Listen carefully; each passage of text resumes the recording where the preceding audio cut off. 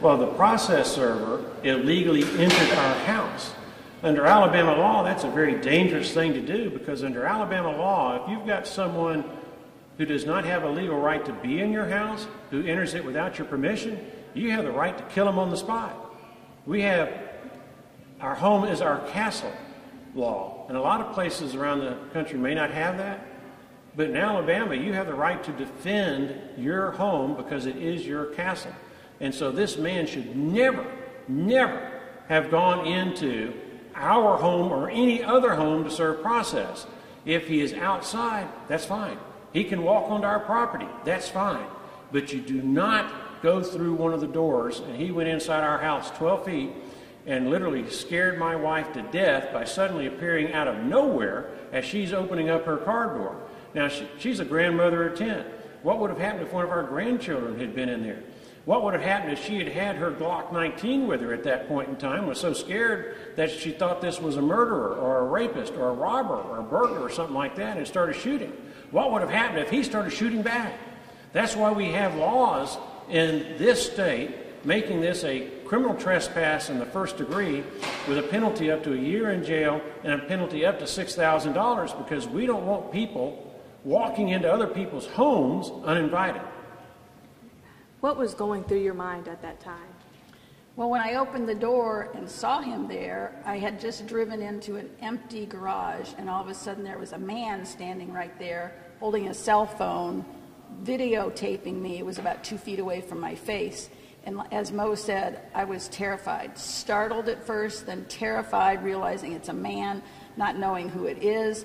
And then he started talking about he was trying to file the serve me with Mo's papers, and I just started screaming at him at the top of my lungs, "Get out of my house." And he said, I have to serve you these papers. And I said, "I will not speak to you until you get out of my house." And he just stood there with a cell phone recording what was going on. And finally, I'm yelling at him, I'm telling him I'm going to call the police. I just get out of my house. He put the papers down on the floor and he said, "Mo Brooks, you are served." And he walked out of the house. And if you watch the video, I don't remember this part, but apparently I chased after him. I was terrified and mad and indignant. And, you know, if a man appears in your house like that, I dare say everyone would feel the same way. And what is your message that you want to send to them? Do you feel like this was necessary? Well, Eric Swalwell and I, with notice to both of us, have been in the same room roughly 100 times together. And he could have, directly or indirectly through others, served me the complaint at any point in time. But instead of doing that in a manly fashion, in an honorable fashion, Eric Swalwell instead decided to send someone who's a member of his team to get my wife while she is leaving church, arriving at our house, and engage in criminal conduct in the service of these documents. He should have done it in an honorable way. Again, we've voted on the House floor roughly 100 times since the lawsuit was filed. I've always been curious as to why he just didn't walk over, or he didn't have another congressman appointed as a special process server and walk over and hand it to me. But instead, he takes this approach, and that's dishonorable, and he should apologize. And as for the individual who did it, I suspect he's going to be looking at an arrest warrant before long. His team says that they couldn't get a hold of you, and so that's why that a private... Think about that for a moment. Okay, his team also says that the guy didn't go in our house when we've got a video that shows that he did. The Swalwell team insists that it didn't happen. You can look at it with your own eyes and determine who's telling the truth.